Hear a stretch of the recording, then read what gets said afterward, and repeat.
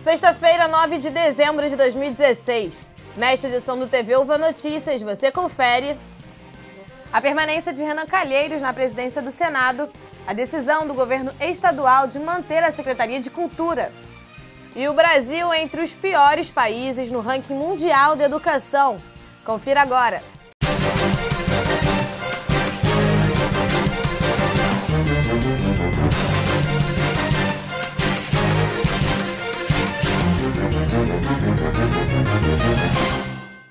Na última quarta-feira, o Supremo Tribunal Federal decidiu manter Renan Calheiros na presidência do Senado, mas impediu que o político assumisse a presidência da República na ausência de Michel Temer.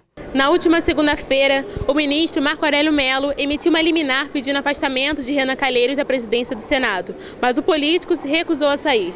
2 dias depois, a medida foi derrubada em votação por 6 votos a 3. A única questão que entrou em consenso foi sobre a proibição do senador ocupar a presidência no caso de afastamento de Michel Temer. Renan é o segundo na linha sucessória, depois do presidente da Câmara, Rodrigo Maia.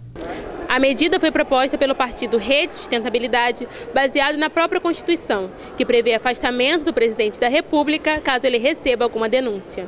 O advogado da Rede explica o motivo do partido pedir o afastamento de Renan da presidência. Um presidente do Senado Federal envolvido numa ação penal admitida por essa corte, será que subsiste essa ideia? Será que a legitimidade de medidas tão importantes que são tomadas pelo Congresso e pelo Senado, será que isso não é abalado? O ministro Marco Aurélio manteve a posição sobre afastamento de Renan, tanto para a linha sucessória de Temer quanto para a presidência do Senado.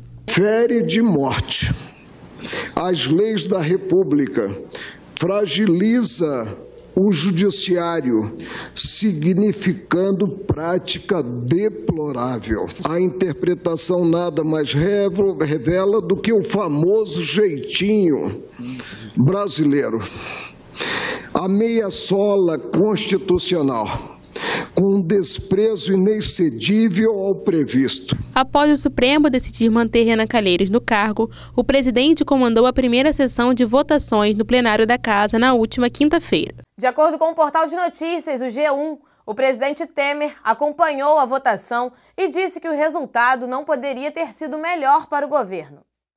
Depois de uma série de manifestações populares, o governador Pezão escolheu permanecer com a Secretaria Estadual de Cultura. A proposta anterior era unir as questões culturais com a Secretaria de Ciência, Tecnologia e Inovação. Confira agora. Para equilibrar as contas públicas, o governo do estado anunciou um pacote de medidas, entre elas a redução da Secretaria Estadual de Cultura e sua unificação à de Ciências, Inovação e Tecnologia. A notícia causou mobilização dentro e fora das redes sociais. E após várias manifestações, o governador Luiz Fernando Pezão comunicou sua decisão em manter o órgão. Na segunda-feira à noite, a secretária me ligou, era quase meia-noite de segunda-feira, que o governador tinha ligado para ela, assegurando que a secretaria seria mantida e que ele estava voltando atrás na fusão, né? Foi um telefonema muito rápido, ela me ligou bastante emocionada, até eufórica, a Eva Dores, porque teve também um papel muito interessante nesse processo. Abrindo esse canal com os parlamentares, a nossa meta agora é aprovar a PEC da Cultura do Rio de Janeiro. E aí a gente assegura a permanência da secretaria de modo muito mais soberano, muito mais decente, muito mais valoroso, né? E com isso, a campanha Fica Sec mostrou como a cultura é importante para o país. Ainda sobre política, a votação do pacote de austeridade começou nesta terça-feira na Assembleia Legislativa. E o prédio foi alvo de manifestações que saíram do controle da Polícia Militar. Para retomar a ordem, os policiais usaram gás de pimenta e balas de borracha. E o confronto transformou o centro do Rio em um cenário de guerra. Escritórios e lojas próximas do local fecharam pela falta de condição de trabalho. E a confusão se estendeu até o Largo da Carioca, que fica a 1 quilômetro de distância da Assembleia. 11 pessoas foram detidas e levadas para a delegacia do Catete, mas foram liberados no dia seguinte.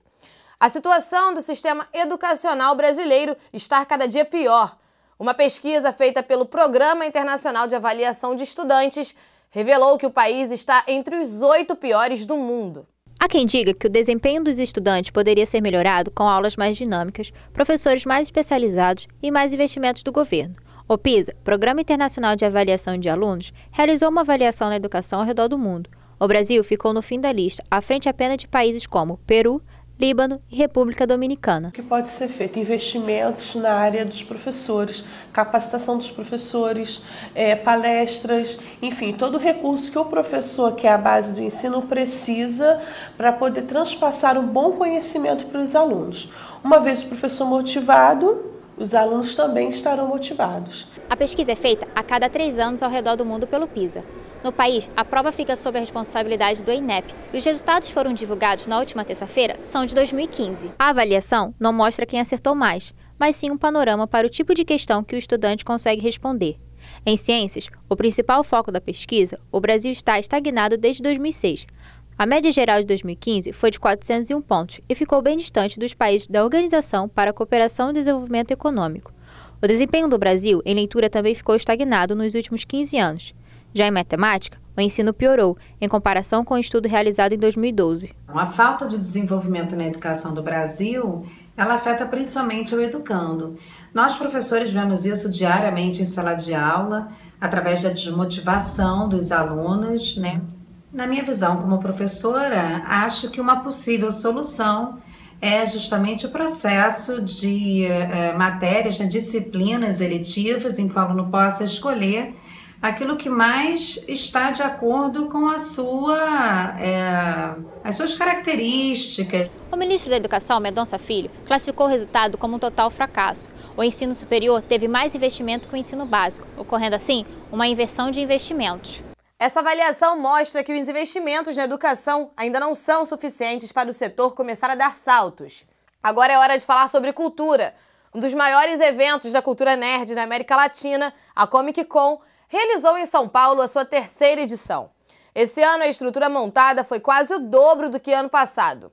Veja agora como foi a cobertura dessa grande festa. A maior convenção do mundo geek na América Latina, a Comic Con Experience, trouxe na sua 3ª edição mais de 190 mil pessoas nos dias 1º, 2, 3 e 4 de dezembro em São Paulo. O evento traz tudo em relação a esse mundo.